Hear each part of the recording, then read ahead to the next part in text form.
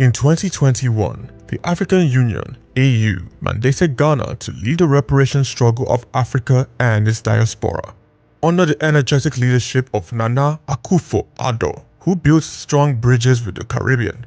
Recently, his successor, John Mahama, presented a historic resolution to the United Nations General Assembly, which declared transatlantic slavery, in which 12.15 million enslaved Africans were transported to the Americas and Caribbean between 1450 and 1888 to have been the greatest crime against humanity. This sordid commerce had been led by government, slavers, and businessmen from Britain, France, Portugal, Spain, the Netherlands, Denmark, and Sweden.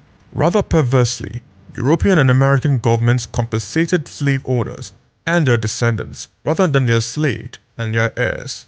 The British government, for example, paid £20 million, which is £3 billion today, to 46,000 slave owners and their descendants over a 122-year period after abolition of slavery across the British Empire in 1833.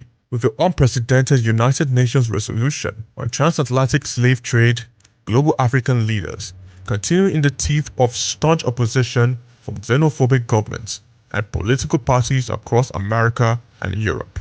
There are dogged efforts to build a viable global reparation movement to address one of the worst crimes ever perpetrated against any group of people in the history of the world. The document further called for the contributions to be made for reparation-related programs being established by the African Union and the Caribbean community, a formal apology, and measures of restitution, rehabilitation, and compensation.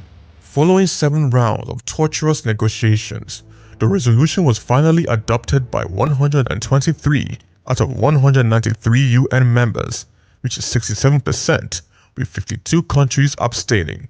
A solid Afro-Caribbean bloc was joined by states across Latin America and Asia.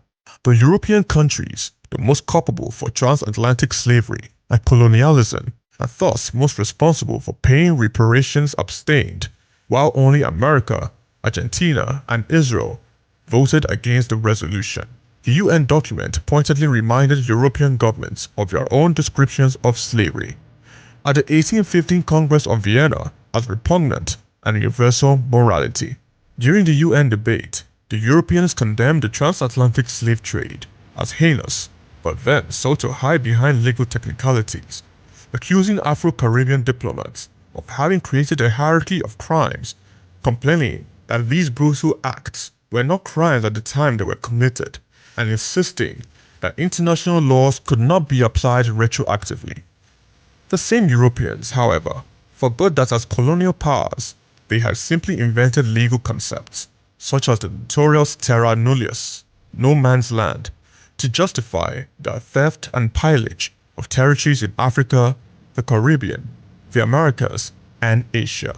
Kenyan scholar-activist Eileen Mazuri noted that for several centuries, rules of European statecraft and diplomatic history had made it perfectly legitimate for European power to colonize and subjugate a non-Western society.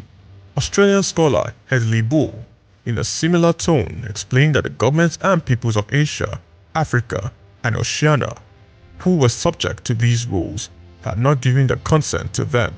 African-American lawyer activist Pandal Robinson argued that the Black Holocaust was the most heinous human rights crime visited upon any group of people in the world over the last 500 years, with 34% of African-American children born on or below the poverty line.